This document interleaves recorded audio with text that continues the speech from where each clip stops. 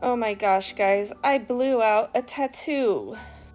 The client is older and did warn me ahead of time that his forearm skin had been bruising a lot recently.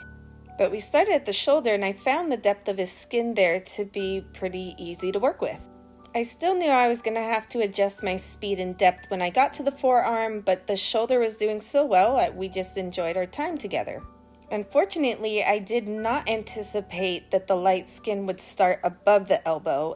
So on his second session, we worked very carefully and very slowly. You'll see that my line work is quite light.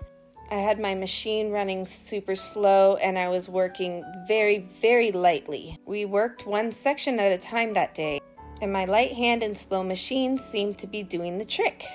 Knowing we had many sessions ahead of us, I worked extremely lightly and carefully. I thought I had things dialed in until I started filling in these triangles, and unfortunately we still had a blowout. The client was super nice and he wasn't upset at all. He understood the situation, so I gently outlined a couple more areas and we called it a day. The next session we focused on the underarm area outlines, and that skin seemed to be easier to work with, but I still worked lightly just in case. The following session we were back at the forearm.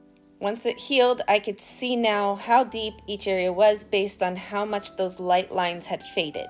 I now knew which areas I could work a little deeper and which areas I needed to work even lighter.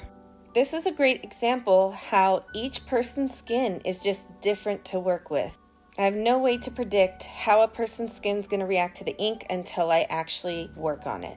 And when I went back to fill in that triangle that blew out that first time, I didn't blow out this time because I knew I needed to work just ever so lightly.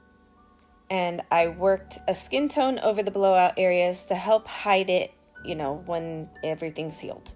Once a blowout happens, there's no going back from that. There's no removing it. So the best we can do is cover it up. That's why I avoid blowouts at all costs. And that's why in my 15 odd years of tattooing, I can still count on only one hand how many times I've actually blown out someone's skin.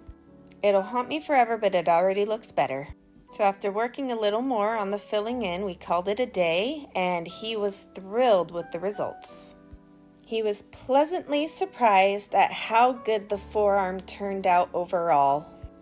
Next session was filling in the inner part of the forearm. With these outlines healed, I knew exactly how deep I could go when I filled in all of the dark areas. And the result was no blowouts here.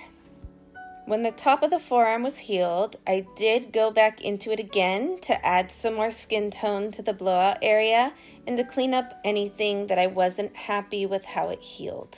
Just because that skin area was difficult didn't mean I couldn't do my very best to make sure it looked absolutely amazing.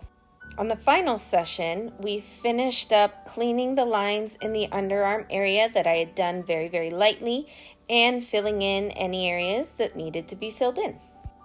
Doing a highly detailed piece like this that is so large does take a long time. I take pride in my work and I do my very, very best to make people's tattoos look as amazing as I possibly can. Even people with difficult skin deserve awesome tattoos. So after lots of patience and hard work, here's the result. Thank you for making it to the end of the video. Like, comment, and subscribe to see more.